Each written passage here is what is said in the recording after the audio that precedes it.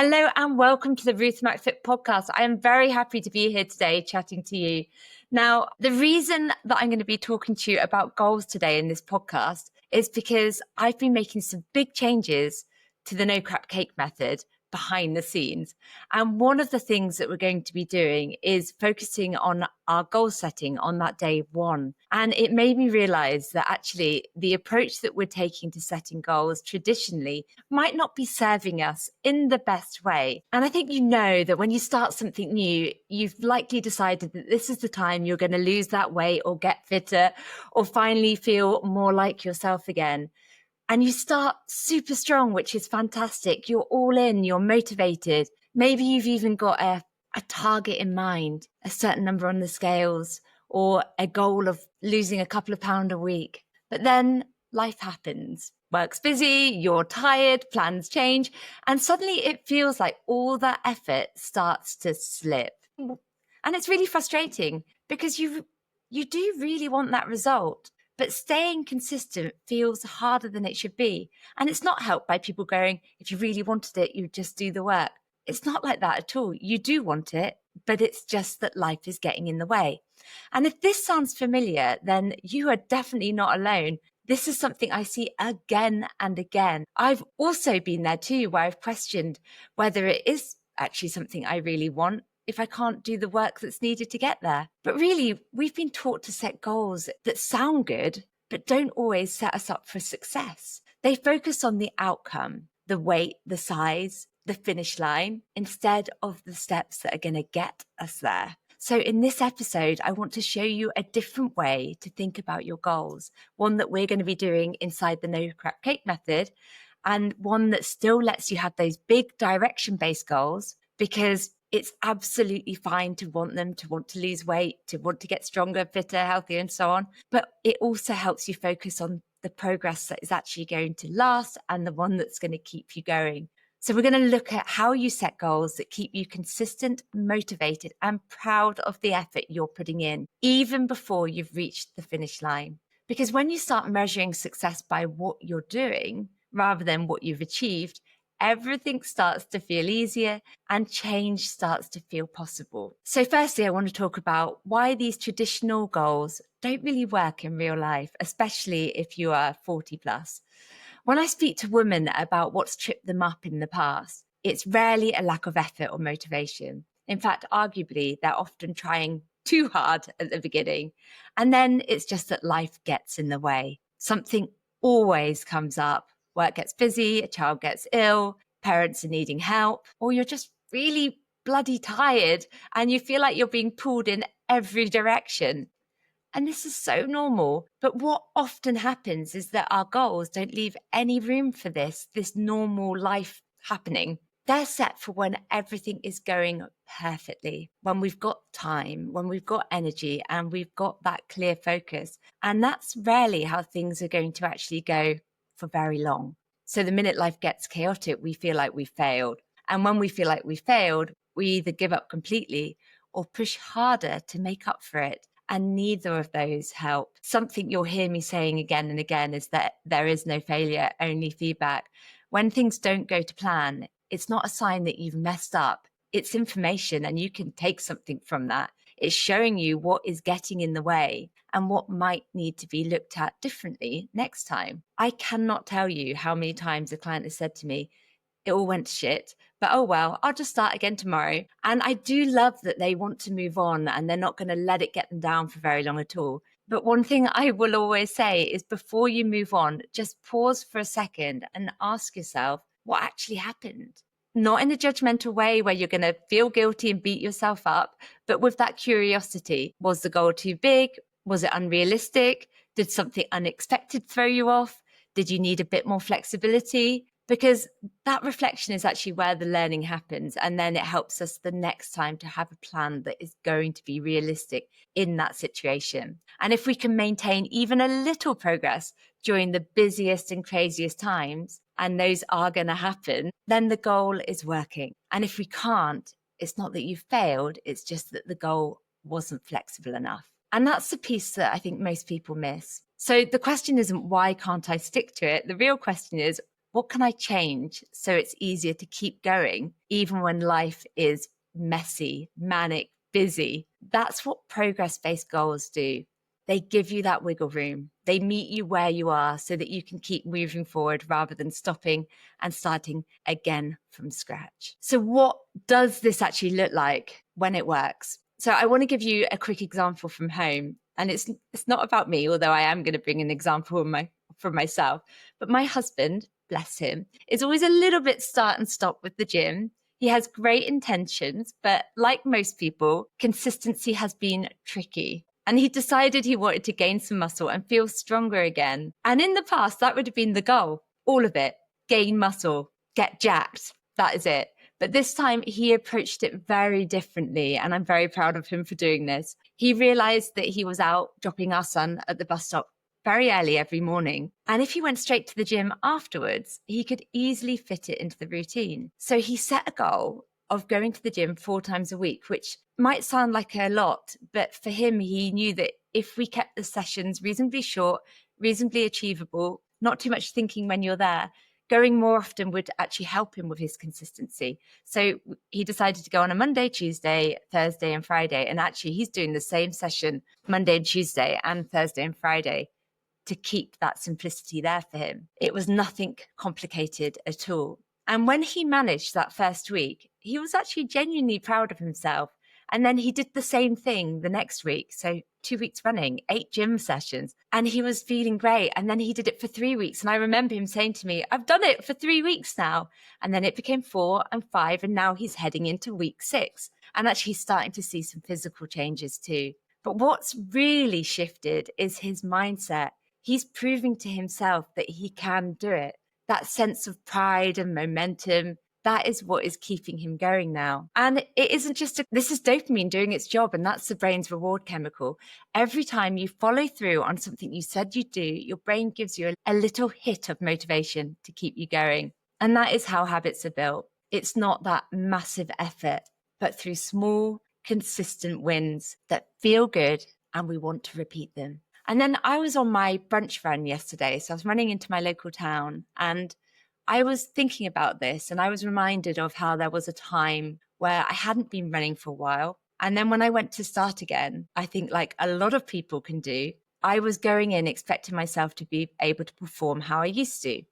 I was hating every run. I was trying to run the same speed and I was trying to up my distance, feeling like if it wasn't a 5K run, it didn't even count. And my recovery was awful, to the point that I was very tempted to completely give up running. And then I reminded myself that even a mile of running was still a run, that recovery would be faster if I let myself walk occasionally, if I felt like I needed to, rather than just trying to push through and feeling like shit. And that's when I set that goal that I use still to come back feeling better than I did when I went out. And if that meant walking, fine. And if it felt like I could do more, fine. And then I just started to feel good after my runs. And that became motivation to go again.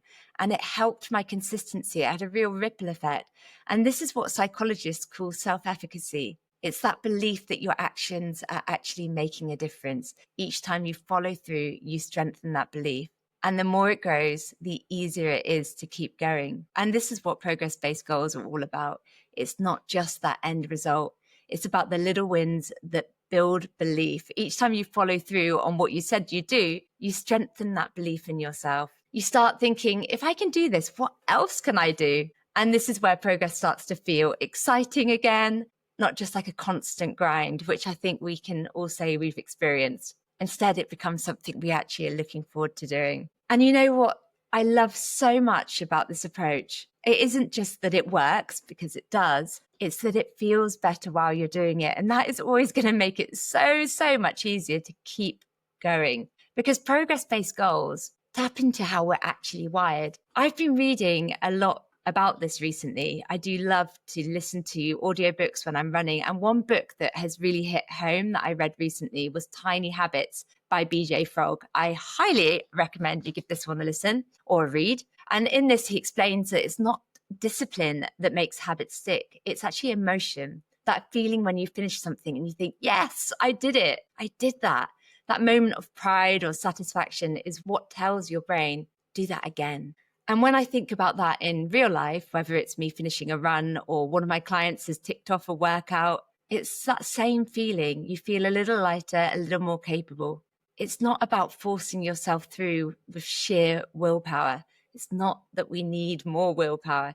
It's building those wins that are going to make you want to keep going. And this is why it works even on the weeks when life is messy or motivation's feeling a bit lower. Maybe you're feeling a bit hormonal and you still get those little bursts of progress and they carry you forward as long as you take time to notice them.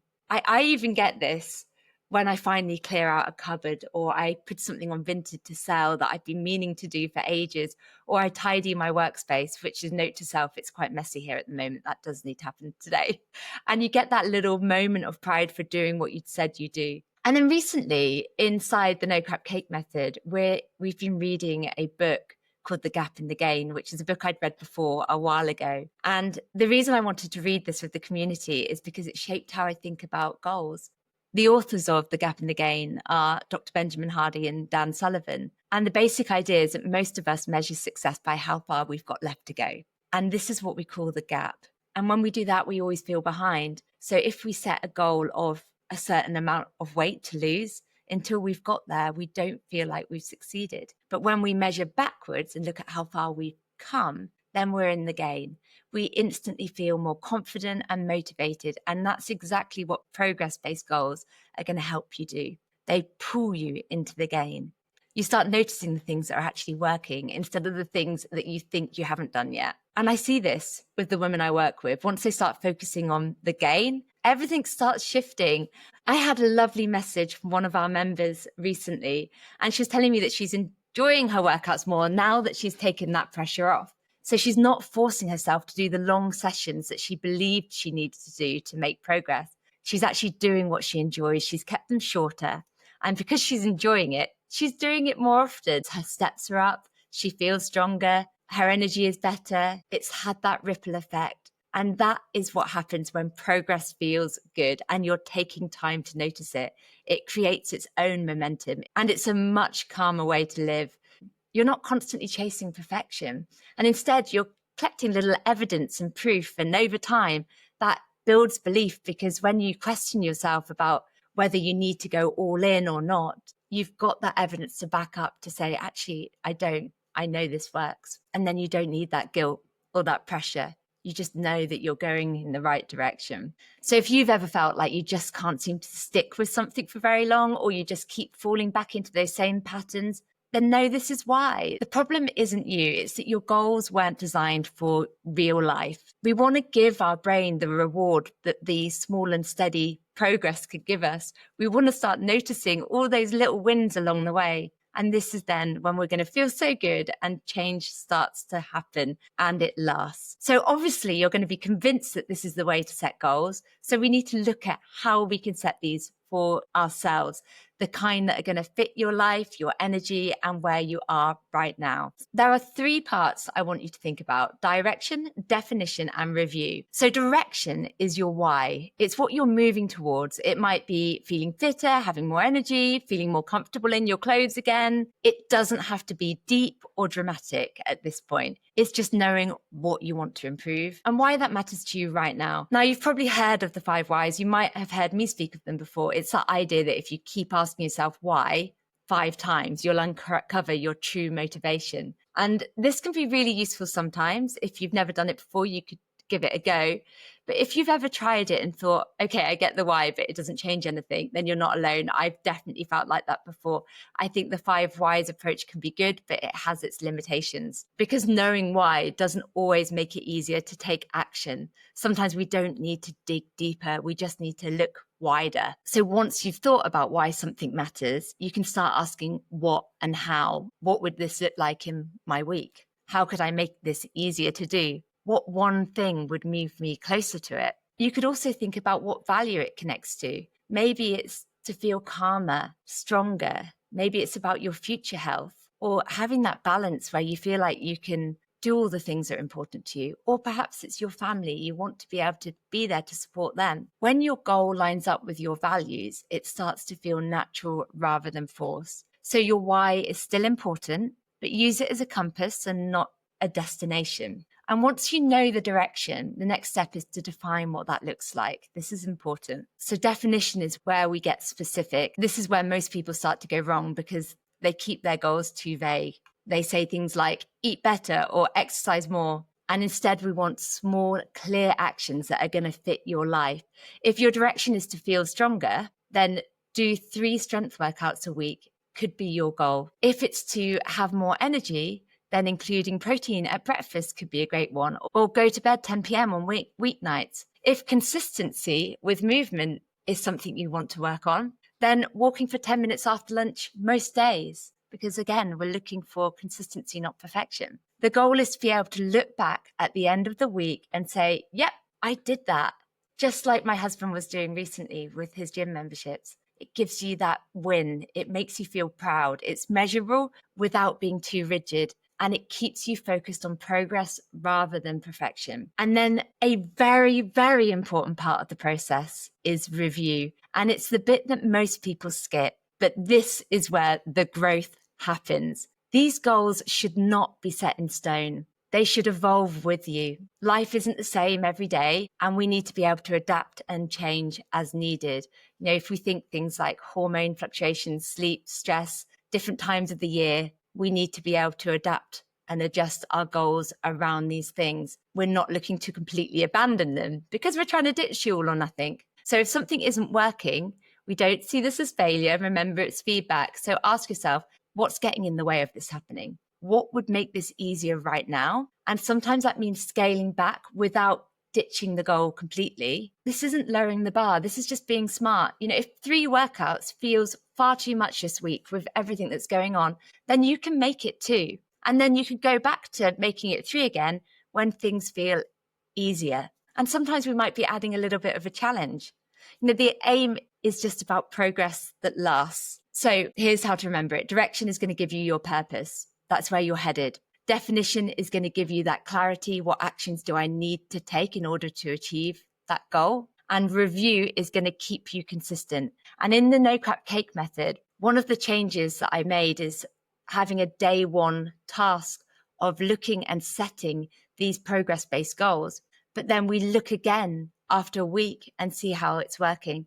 And we look again at 2.5 weeks, and we look again at 6 weeks. And then you're encouraged to keep going back and reviewing these goals. Because if we want to stay consistent, then we need to be able to learn from what's happened, to be able to adjust and then keep those wheels turning even when life gets super busy. So as you think about your goals this week, I would love you to take a minute to check in with yourself. Are the goals you've set giving you that energy, or are you feeling drained from them? Do they make you feel capable, or do they feel like you're constantly chasing something that you haven't quite reached yet? Because if they're not flexible enough to fit in with your life, then they're not really serving you. Progress-based goals aren't about shrinking yourself or proving anything. They're how you start showing up when life is crazy, because you know that every small action you take counts. And the more you follow through, the more you believe in yourself, and the ripple effect is huge. So definitely don't wait for motivation or for things to quieten down. Choose one small thing that you can do this week that will make you feel good by Friday. Maybe it's planning your lunches. Maybe it's getting out for a walk most days. Maybe it's finishing the week having done 2 short workouts. Keep it simple, keep it doable, and then make sure that you celebrate this at the end of the week. Know that you have achieved what you said you were going to do, and then set a goal of trying again for the same thing the following week. And I want to be clear here. It's okay to have those goals to lose weight if that's what you want. It's okay to have a goal of wanting to feel fitter, stronger, more energy. It's just that we're going to focus on how you achieve those things and make those the goals you focus on. Those are the things that you're going to celebrate. So if you have been stuck in that all or nothing cycle or waiting for the perfect time to start, let this be the week for you. The week that you prove to yourself that small progress really does create big change. I am all about getting the biggest bang for your buck, minimal effort, maximum result. So you've got everything you need now. It's just putting one realistic goal into action and then letting that confidence build. And if you want to be part of the No Crap Cake method, then this is such a good time because we are about to go live with our new look app. And part of your initial task is going to be setting these progress-based goals. And actually, with current members, this is something we're doing as our November-based challenge, because I think as we approach the end of the year, it's going to be important that we're really clear on what we can manage, what is realistic, what we can stay consistent with, so we can do that week by week and adjust and adapt as needed. Anyway, here's to a fab week. Here's to setting some great progress goals. I would love to hear more about your goals, what your direction-based goals are and how you're going to break that down into those progress-based goals. You can find me on Instagram at RuthMacFit. And I would also love it if you could review and subscribe to this podcast to help others find it too. Thank you so much. Until next time, goodbye.